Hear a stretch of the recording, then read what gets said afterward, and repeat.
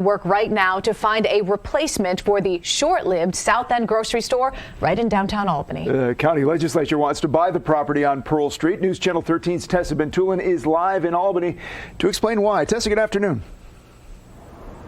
Good afternoon, Mark and Sabrina. This neighborhood tells me that this building was once the start of a change, but now it's just an eyesore, and they want a promise that won't be broken.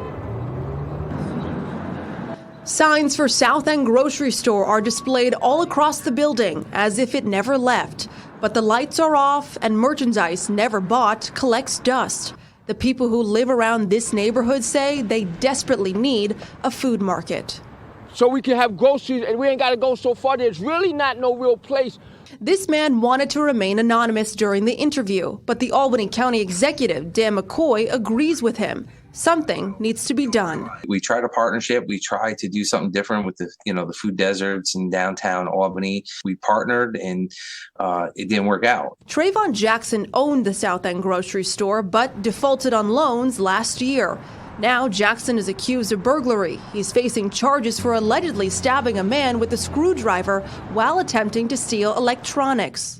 McCoy says if the county buys the site that was once a McDonald's, he would like it to remain a place where residents can buy fresh fruits and vegetables. Is the plan to make sure that it turns into something like a food market?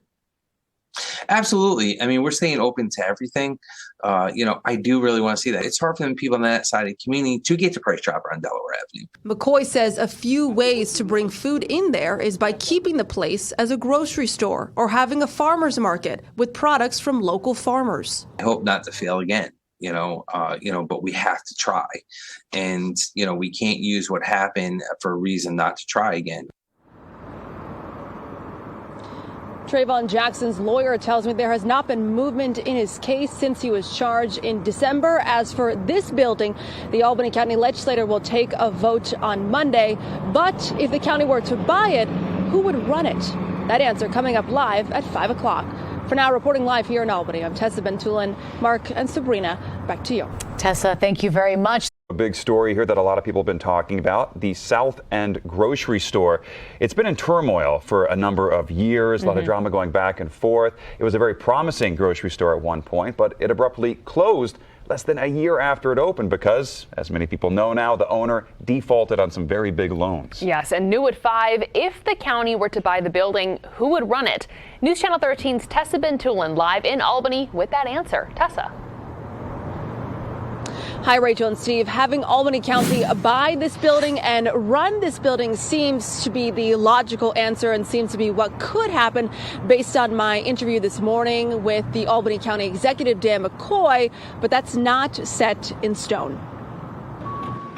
Ending the food desert in Albany's South End once and for all. That's the idea from Albany County Executive Dan McCoy. We do want to bring food in there. The answer? Albany County buys the South End grocery store building. Some residents who want to remain anonymous like that idea. If the county takes over this old McDonald's, it would be a great help to the community and for the senior citizens.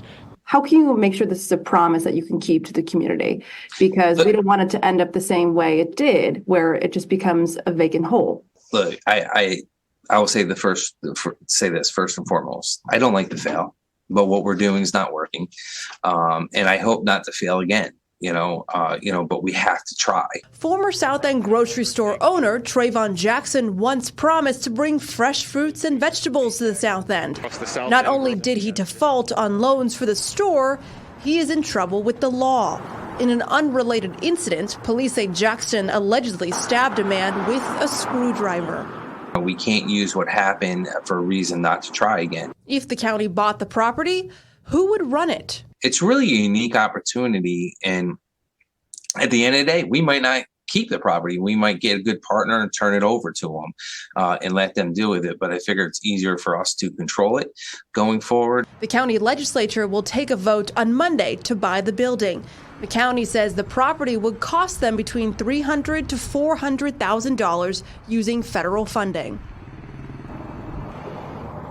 As for Trayvon Jackson, his lawyer told me today there has been no movement in his case since he was charged in December. Reporting live here in Albany, I'm Tessa Bentulin. Steve and Rachel, back to you. Yeah, a lot of people have been wondering about the fate of that grocery store, so glad we're staying on top of it. Thank you.